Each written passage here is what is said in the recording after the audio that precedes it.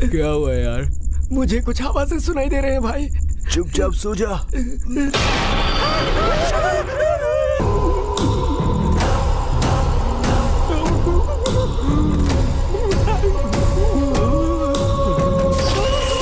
ए, उठ उठ जा यार। टकले टकले उठ उठ। ना तो खुद सोता है ना हमको सोने देता है।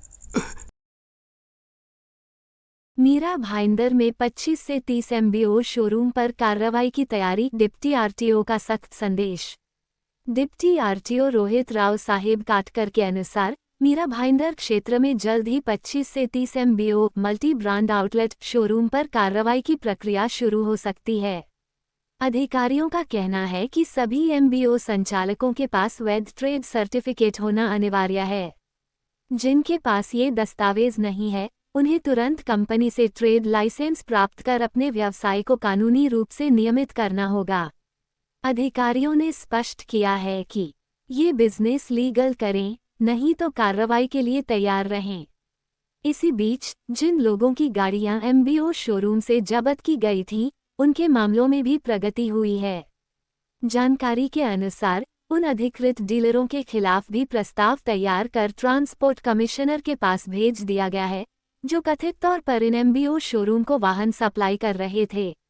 ट्रांसपोर्ट कमिश्नर से आदेश आने के बाद दो संभावनाएं बताई जा रही हैं।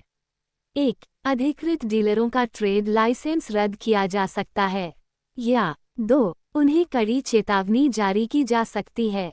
अधिकारियों ने कहा है कि मीरा भाईंदर में वाहन व्यापार को पूरी तरह से नियमबद्ध करने के लिए आगामी दिनों में तेज एवं सतत कार्रवाई की संभावना है।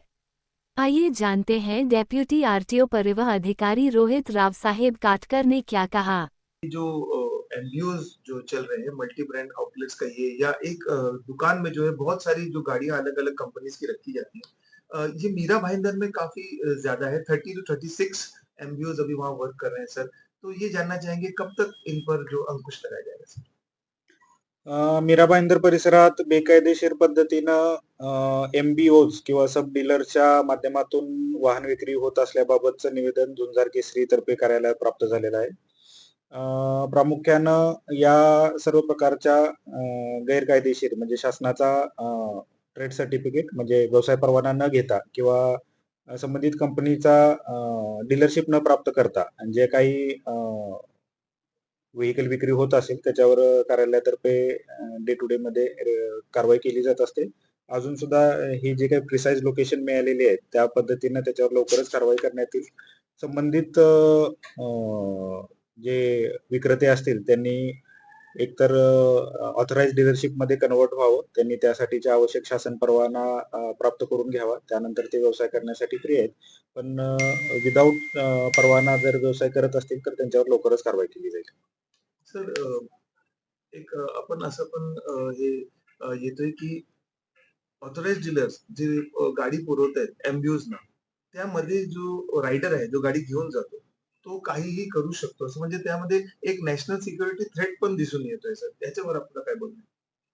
प्रामुख्यानं ज्या एमबीओज आपण म्हणतोय मल्टी ब्रँड रिटेल आउटलेट करणारे वाहन विक्रेते ते कुठल्या तर ऑथराइज डीलर कडूनच वाहनाचा पुरवठा घेत असण्याची शक्यता आहे। तर त्या ऑथराइज डीलरनी सुद्धा अशा प्रकारे ट्रेड सर्टिफिकेट वर कारवाई होईल किंवा त्यांचे ट्रेड सर्टिफिकेट निलंबन करण्याची शिफारस करावी लागेल अशा प्रकारचं कृत्य करू नये। या पद्धतीतून बरेच प्रश्न नव्यानं निर्माण होतात आणि त्याच्यावर कारवाई करणं मग क्रमप्राप्त होतं। तर ज्यावेळी अशा प्रकारच्या मल्टी ब्रँड रिटेलमध्ये वाहन शासनाला आढळून येईल तर त्यावेळी त्याच्यावर वाहन प्रणाली शासनाचं जे सॉफ्टवेअर आहे त्याच्यावर ब्लॉक करण्यात येईल आणि संबंधित जो डीलर असेल ज्याच्याकडून हे वाहन प्राप्त झाले असेल त्यांना सुद्धा याची कारणे दाखवा नोटीस देऊन आवश्यक कारण जर मिळाली नाही तर त्यांच्या ट्रेड सर्टिफिकेट म्हणजे व्यवसाय प्रमाणपत्रकावर सुद्धा कारवाई करण्यात येईल। सर एक शेवटचा प्रश्न आहे आता की आपल्याकडून प्रपोजल भरपूर वसई विरारकडून पण आणि आपल्याकडून पण भरपूर प्रपोजल जे आपण कारवाई केलेत त्यांचे प्रपोजल केले की दुसरे जे ऑथराइज डीलर्स आहेत त्यांच्याकडून गाड्या आल्यात त्यांची ट्रेड सर्टिफिकेट कॅन्सल व्हावी किंवा सस्पेंड व्हावी म्हणून, तर तसे प्रपोजल आपण टीसी साहेबांना दिलेत का ट्रान्सपोर्ट कमिशनर साहेब? जेव्हा अशा प्रकारच्या व्हेकल आढळून येतात की ज्यांना ऑथराइज डीलर तर्फे विक्री जात नाहीये, तर त्याच्यावर ऑथराइज डीलरला त्याच्याबद्दलची कारणे दाखवा नोटीस दिली जाते. त्यांचा त्याबद्दलचा खुलासा प्राप्त झाल्यावर तो खुलासा जर मान्य करण्यायोग्य नसेल, तर त्याच्यावर कारवाई करण्यासाठी वरिष्ठ कार्यालयाला ते प्रपोजल पाठवलं जातं. मोटर वाहन कायद्यानुसार ज्या ऑथॉरिटीला या व्यवसाय प्रमाणपत्रावर कारवाई करण्याचे अधिकार आहेत, तर त्यांच्याकडे हे प्रकरण सादर केलं जातं. त्याची शहानिशा करून त्या प्रकरणाचं मेरिट लक्षात घेऊन त्यांच्यावर कारवाई केली जाते. तर अशा प्रकारचे प्रकरण पाठवले जातात. धन्यवाद.